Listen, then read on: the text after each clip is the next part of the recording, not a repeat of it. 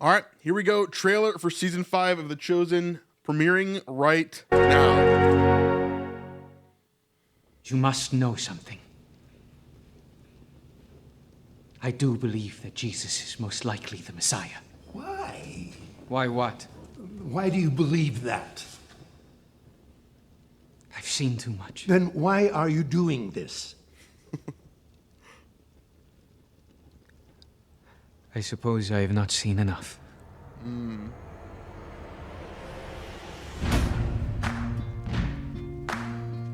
Love the song. Oh, Jerusalem, Jerusalem. You can run on for a long time. My house shall be called a house of prayer, but you make it a den of thieves! By what authority are you doing these things?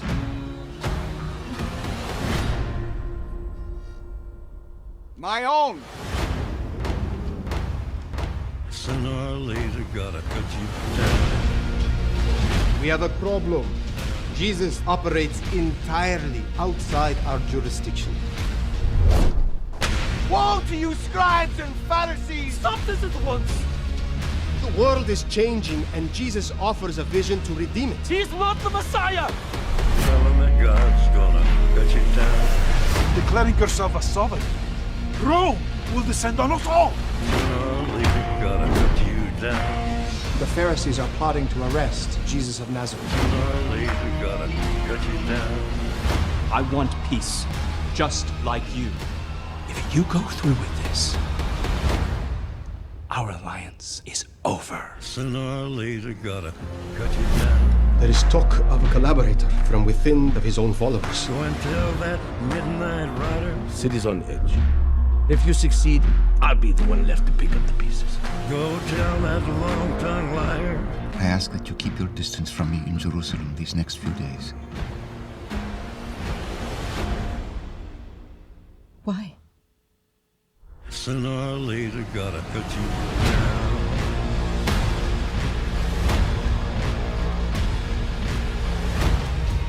You serpents! How will you escape being condemned to hell?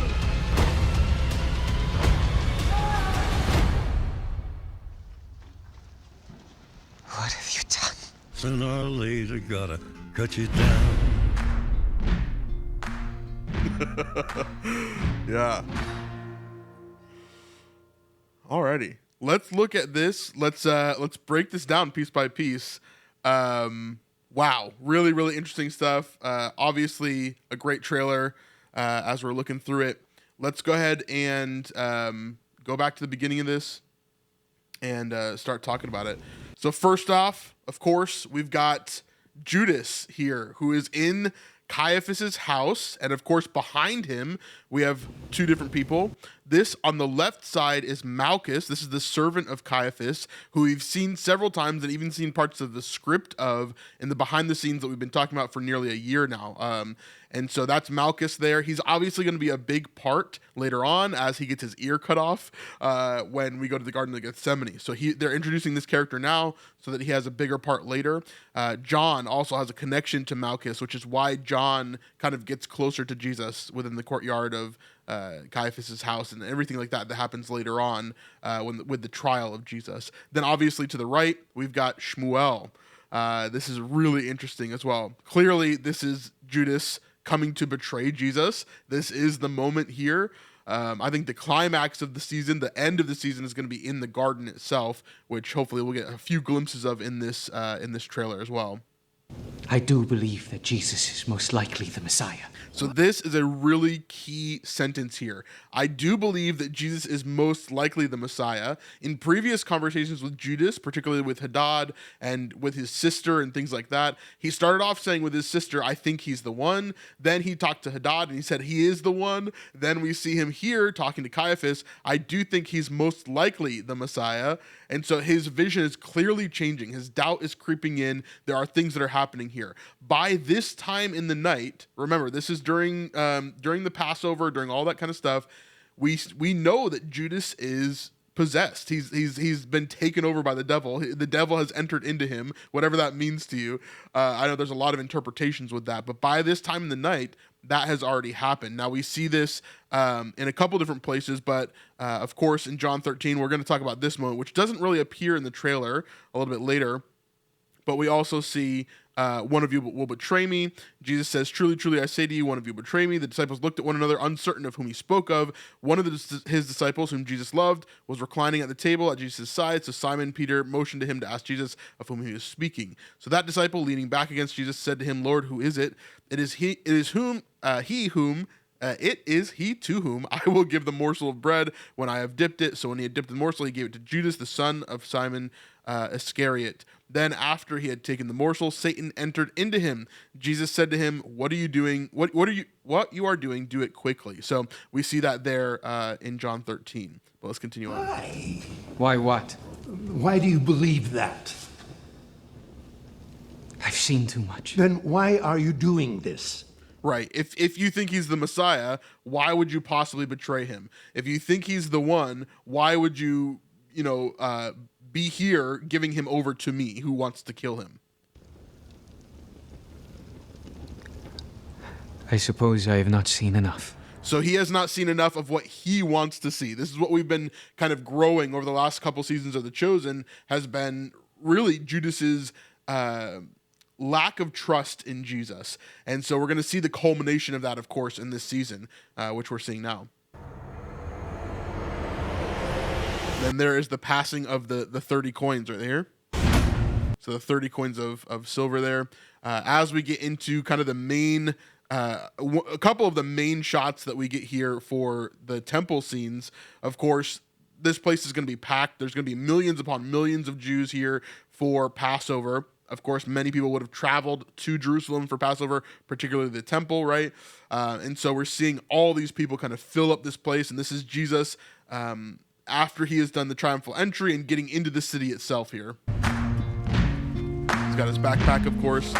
Now, I love this section here. We'll talk more about the whip in a second. But right now, he has that whip in this backpack. Oh, Jerusalem, Jerusalem. You can run on for a long time. See some of the money changers there. Of course, he's getting roughed up a little bit. Too many people here.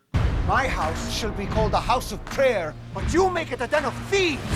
So, of course, he's already going pretty hard here. We do see a Roman presence as well as Atticus here in the temple. Of course, there would have been plenty of Romans in order to keep the peace and make sure people aren't acting up, as Jesus is right here. By what authority are you doing these things? There's Rabbi Zechariah or Zebediah. His name just went out of my head, but I think it's Zebediah. Of course, he's been one of the main culprits, main antagonists over the last season or so, along with Gadara. He's kind of the Pharisee faction, and then Gadara is the Sadducee faction. And then we see Jesus taking out the whip here.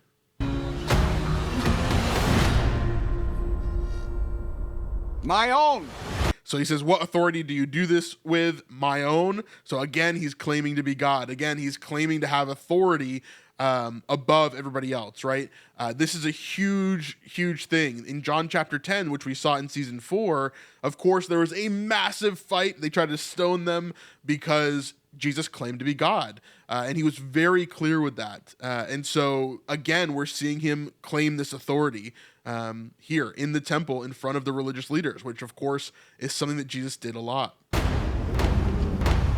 We got all these different shots of Jesus and the crowd, and of course the whip here as he's getting ready to kind of go. I think this is out of order, obviously, in the trailer of what they're doing. He'll obviously pull out the whip, then he'll start whipping and kicking out people. Then there will be this big discourse that happens there.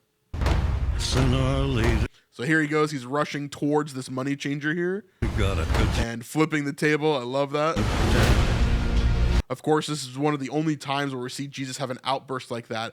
But one thing that I love about this is that this is not like a random thing that happens. So here's John chapter 2. And of course, they're meshing together some different chapters from different gospels about Jesus cleansing the temple. Some people believe that these are two different instances of Jesus cleansing the temple. But I agree. It's probably one instance, and then they've kind of put them in different places for the gospels for different reasons. So John chapter 2 here, we see that the Passover of the Jews was at hand, and Jesus Jesus went up to Jerusalem in the temple, he found those who were selling oxen and sheep and pigeons and the money changers sitting there. And making a whip of cords, he drove them out of the temple with the sheep and oxen, and he poured the coins of the money changers and overturned their tables.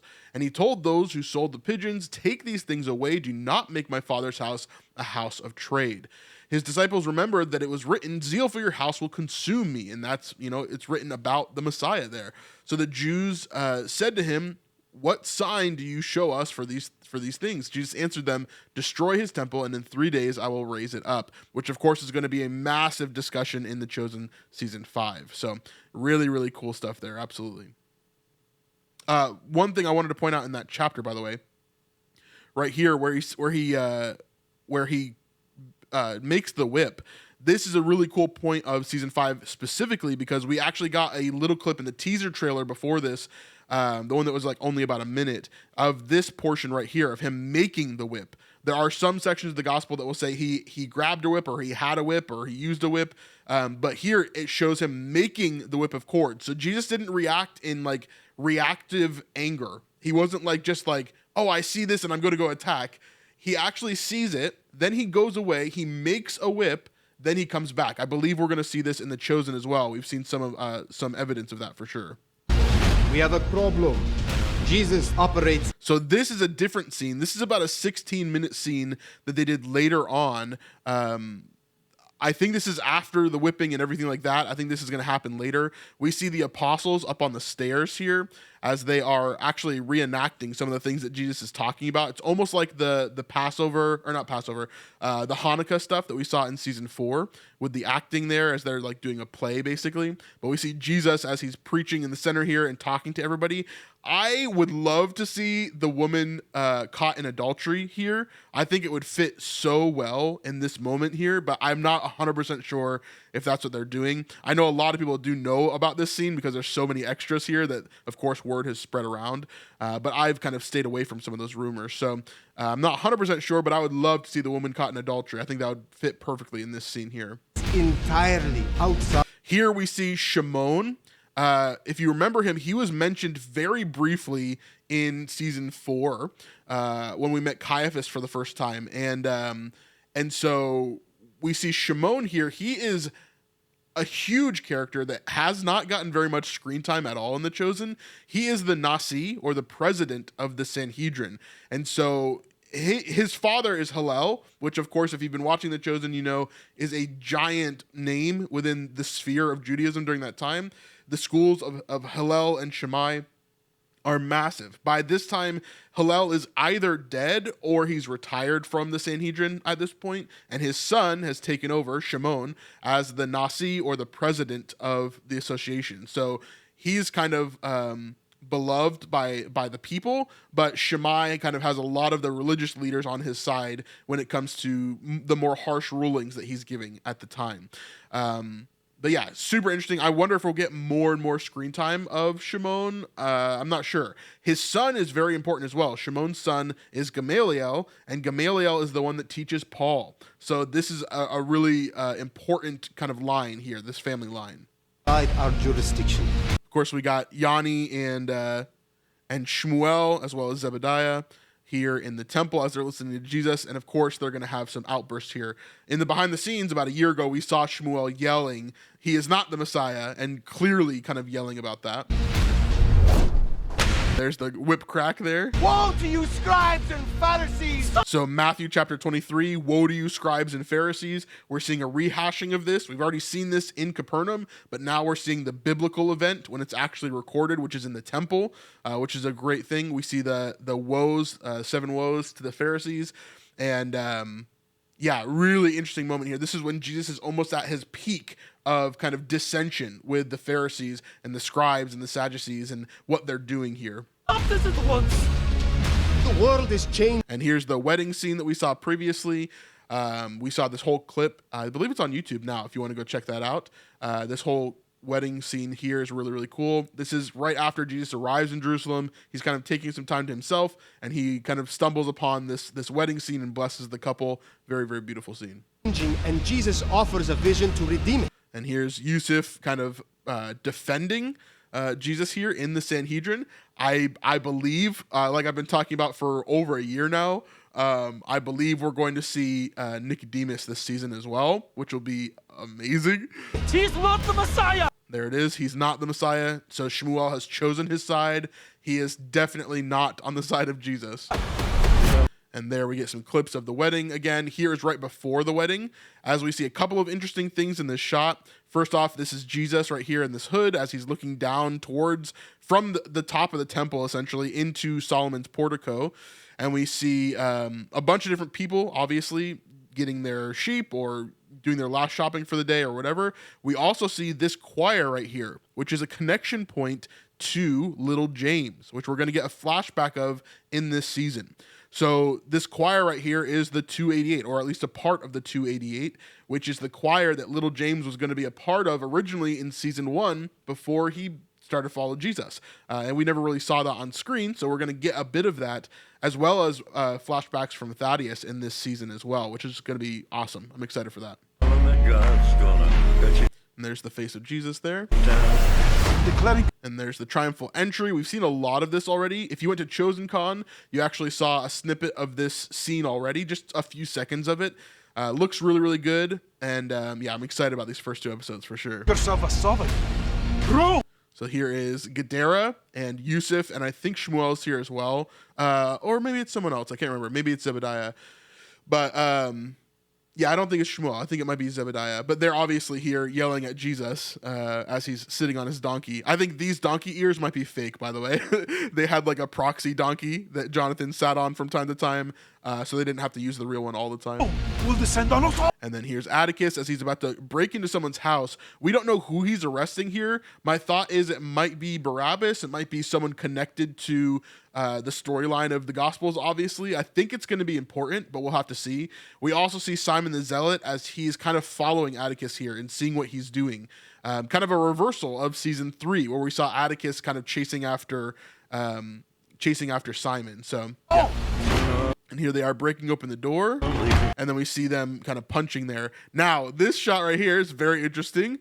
We see this guy right in the middle. I believe this to be Dallas Jenkins. This guy right in the middle, kind of walking towards the camera here as he gets to kick a Pharisee down the stairs.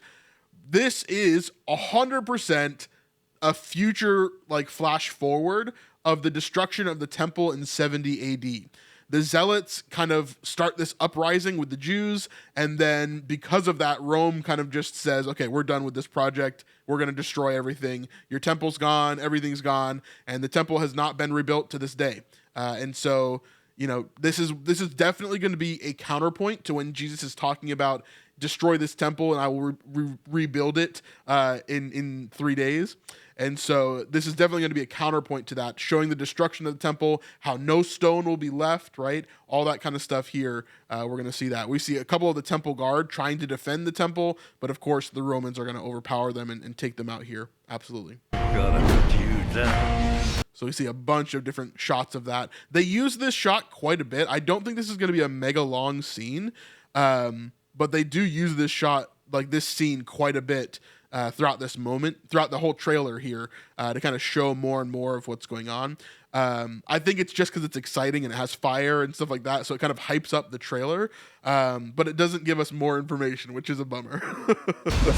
So here are the Pharisees and the Sadducees coming out of the inner temple area where the chambers would be for the Sanhedrin. You can see the doors to the Holy of Holies right behind them there. I believe this is all CGI behind them. I don't think any of this exists on the set. They're just kind of walking out towards this here. And you can kind of see them as they're coming out. They would have. This is the time when I believe Jesus is either.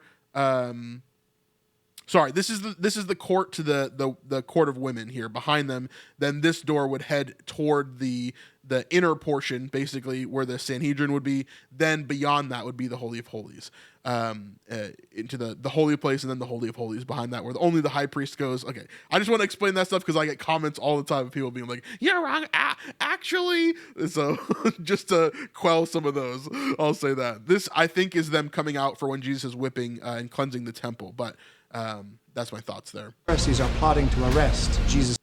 So here's Atticus. The Pharisees are plotting to arrest Jesus of Nazareth course, he's telling that to Pilate here. We know that Atticus and Pilate are going to have some rubbing, some friction in this season, and so we're going to see more and more of that appear throughout. Pilate is going to become more and more stressed. Of course, his wife is having dreams of Jesus and what he's going through as well, so that's a piece of this too. Of Nazareth. Here's Peter coming into the room. We see here the setup for the Last Supper. This is probably the day of the Last Supper, but before they're actually eating. And so we see little James looking out the window. We see all the people, or no, who's that? Who is that? Is that John? It might be John, actually, because I can't see him in this picture. Little James right here. I think this is John. It's hard to tell from so far away. He's kind of blown out here, but I think that's John. Obviously, we have Peter in the seat of honor for the triclinium here, and then we have Judas sitting right next to Jesus, which of course he leaves later on before everybody else. But this is probably right before, the day before the Last Supper, and I do believe that this house is the house of Mark, who obviously eventually becomes a disciple of Peter's, as far as we know, and then writes the book of Mark. And so I think he's a younger kid here, probably like 12 to 16, somewhere in there. And this is his parents' house, and they have offered the home for them to use for Passover, I believe. So, yeah. We got it. And they're looking out the window here. So, yeah, it is John and then Big James. Then we see the Romans kind of moving here, doing something, although I'm not sure there's anything the apostles would do about this. And then there's Peter, and then we saw Thomas kind of coming up there. Of course, Thomas is going to be hyper aware of Romans and everything happening there as well. And then here's the big scene here. Peace. What is that scene, actually? We see a big scene here. I wonder what this is. Are they just welcoming Jesus, or is this something else here? I'm not sure. It might be them welcoming Jesus, and then he turns this into the sermon that we see, the 16-minute long scene. Yeah, that might be it, but I'm not 100% sure. Then we see this moment of Pilate going to Caiaphas's home. Here's Malchus again. You can see by that red kind of overcoat that he wears, the tunic that he wears. You also see this, which is the hand washing station before you get into the house. And then here's another servant of Caiaphas over there. And there's Caiaphas's death. Like you. We see Atticus going through a crowd. We see all the Pharisees and the Sadducees rushing out of the area here. This is, again, like I said, this wall wouldn't be here. This door basically goes to, like, straight to the Holy of Holies, like the inner portion, where, like, to the left or right would be the Great Sanhedrin. Then there would be like a huge altar over here, and then there would be an area where all the animals are kept, getting ready for sacrifice. So this wall would not be here, most likely. It would just be a straight shot into the Holy of Holies if you keep on going into the next building and so forth. So that wall probably wouldn't be there in real life. Here we see Big James again rushing towards Jesus, probably to help him here in this crowd after he's caused such a big chaos here, I'm sure. And then, let's see, I'm trying to go through every clip here. We've got a bunch of the other apostles kind of responding to this situation as well. Of course, Peter and Mary and Matthew in the back there. Then we got Philip, Nathaniel, Thaddeus, Simon Z, Andrew as they're rushing forward. I don't see anybody else in the crowd that we necessarily can identify here. I know that the Greeks are going to be part of this scene as well, as we've seen them in the behind the scenes about a year ago. So the Greeks meaning all the people that we saw in the ending of season 3 for the feeding of 5,000, the leaders of those groups there. So yeah, all those people are going to be part of this as well. Go back. We got John here as he's looking over, probably getting ready to write something. Probably John chapter 2. And then we see Jesus. So here we go. We see the Greeks right here, at least one of them. I always forget her name. Fatia. And so she's here as part of this as well. And Tamara's next to her. The other 2 Greeks are here as well somewhere, but probably just not in this shot at the moment. We see a bunch of people kind of backing up, letting Jesus have his space as he has the whip there, of course. Then we see Pilate kind of mad. Our alliance is over. Our alliance is over. Of course, Pilate is getting frustrated with Caiaphas as everything is happening here, which pressures Caiaphas even more to then go and arrest Jesus and kill him. Sooner or later, gotta cut. There's Jesus here. I can't tell if this is in the garden. I don't see like huge sweat drops or anything. This could be like three possible things. This could be Jesus just praying outside of Jerusalem. This could be Jesus in the Garden of Gethsemane, which I am guessing that we'll see for sure. Then 3, it could be like a dream from Claudia again, from Pilate's wife. So it could be any 3 of those things there, but I'm guessing this is probably Jesus in the garden, would be my guess. Then we get the Last Supper moment here. This is, of course, probably Jesus coming into the Last Supper, as we don't see him in the middle here. He should be right here in the middle, but we see Judas to his left and then John to his right.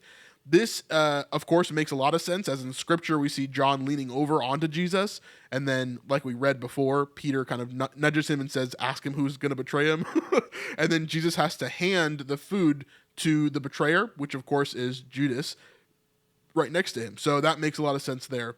Yeah. Talk of a collaborator from within. And here we've got all the boys. Again, this is probably them coming into Jerusalem for something. Not 100% sure here. His own followers. So and tell. Let me hear that again. Cut you down. There is talk of a collaborator from within of his own followers. So there's a talk of a collaborator from within one of his own followers. So, of course, this would be Judas. I think this is Yusuf talking here as well, which is interesting hearing him talk. I wonder who he's talking to. Until that midnight.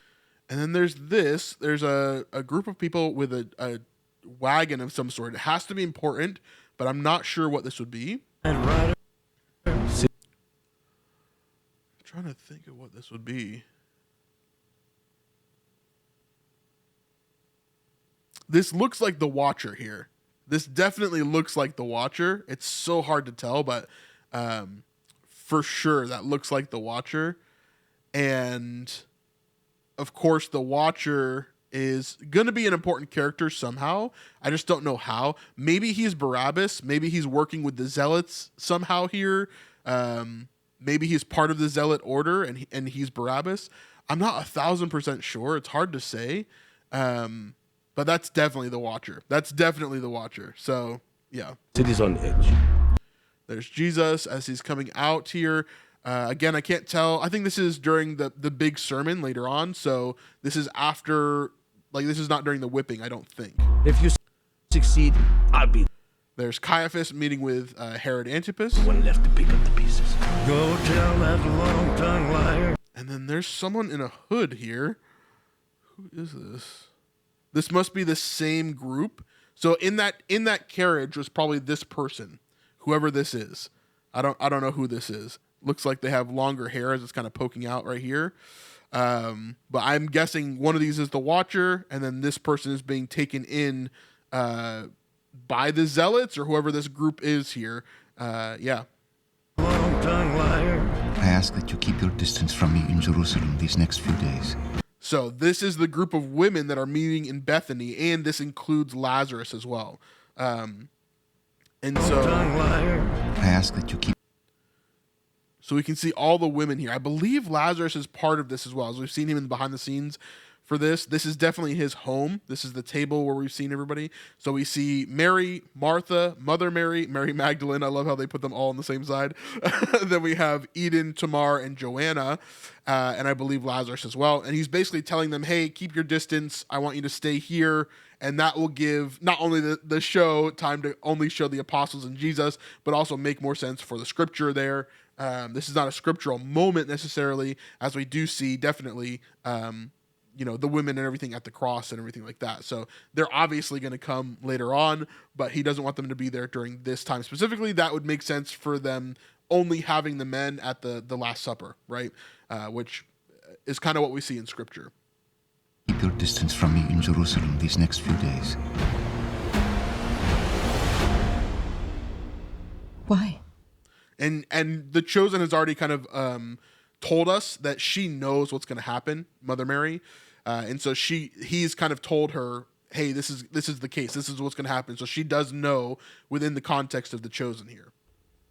Sooner or later, gotta cut you. And of course, Judas leaving the Last Supper, leaving the upper room right here, leaving the staircase down from the upper room and going to betray Jesus. This is right after Jesus has basically called him out and told him to go do what he must. Here's the table here. Here's Jesus breaking the bread. Judas is still there at that point. Here's the Watcher again. We saw this in the teaser trailer as well, grabbing Mary Magdalene. I don't think she's the one that's in the hood there, but it's possible, I guess, if she was like kidnapped like that. It really doesn't seem like it. Maybe though. Here's Jesus again. I think this could be outside of Jerusalem, maybe to do with the fig tree that he curses. So that could definitely be a piece of this. We see this in Mark chapter 11, where Jesus curses the fig tree. Again, I have these verses because I was like thinking some of these things may appear here. And so on the following day, on the following day, when they came from Bethany, he was hungry, and seeing in the distance a fig tree in leaf, he went to see if he could find anything on it. When he came to it, he found nothing but leaves, for it was not the season for figs. He said to it, "May no one ever eat fruit from you again." Seems kind of unfair, right? But he gives the explanation later. Mark does this a lot, where he kind of sandwiches two things together. So he has like part one, then there's something in the middle, then part two. And so we see here, and Jesus answered them, have faith in God. Truly I say to you, whoever says to this mountain, be taken up and thrown into the sea, and does not doubt it in his heart, but believes that what he says will come to pass, it will be done for him. Therefore I tell you, whatever you ask in prayer, believe that you have received it, and it will be yours. And whenever you stand praying, forgive if you have anything against anyone, so that your Father also who is in heaven may forgive you your trespasses. So essentially what he's saying here is this is a connection to Israel, and there's a whole another lesson we could get in on that, but really, really big moment there. That could be connected to the fig tree. I do believe we are going to see the fig tree this season, but we'll have to see. There's Jesus making the whip right there. So he's finishing up the whip the day before he goes into the temple to cleanse it. Then the Last Supper again. Then we see a bunch of really tight shots here. We see some people walking through at nighttime. Not sure what they're looking at here. This looks like the money changers here. Maybe this is the first time that Jesus sees it as he's looking over here. I'm not sure. Kind of sad. And again, we know that this is scriptural as well. Jesus weeps over Jerusalem here. We see again the menorah, which of course is part of the temple here. We see the large group of people. I think again, this guy in the middle is Dallas, which is so funny to me. So great. We see the Sanhedrin as they are here. Let me see if we see anybody. We see Caiaphas standing up here as well. We see Mary as she's crying. Not sure why. See John and Jesus. We've actually seen a bit of this scene in the behind the scenes as well, as John and Jesus are kind of talking about idols, and they're staying at Phoebe's house, which is like kind of filled with Roman iconography. Yeah, really interesting stuff here as well. We do know that Phoebe is a scriptural character that we see later on in the New Testament. However, she does not appear in season 5, is what we've been told. So yeah, really cool stuff here. I wonder what this full conversation is about with John and Jesus here. It's not a scriptural conversation, but it is talking about idols and things like that. And there's Jesus yelling again. This is the same conversation we see before. Jesus kicking over some stuff. Again, the fire there, the big fireball. I believe, again, that's Dallas Jenkins in the foreground there. Then we see Thomas and John.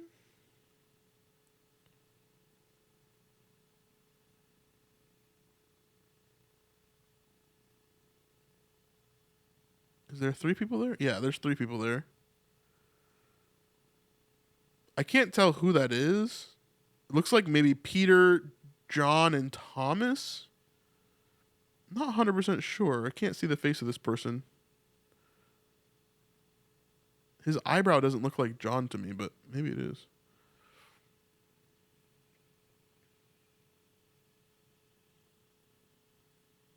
And maybe Andrew in the back there, because his hair's long.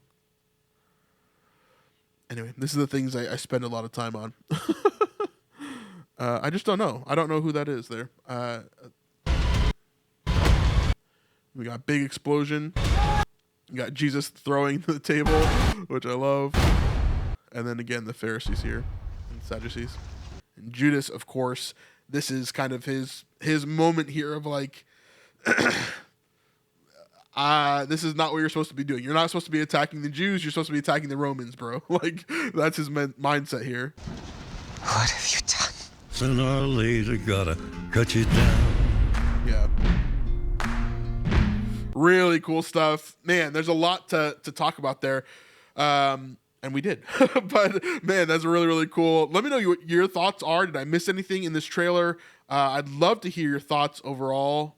Man, this is a good one. I'm really, really excited for the future of The Chosen, of course, and everything that's coming. So, anyway, let me know your thoughts in the comments below. We'll see you guys on the next one. And, of course, our deep dives and our overviews coming very, very soon.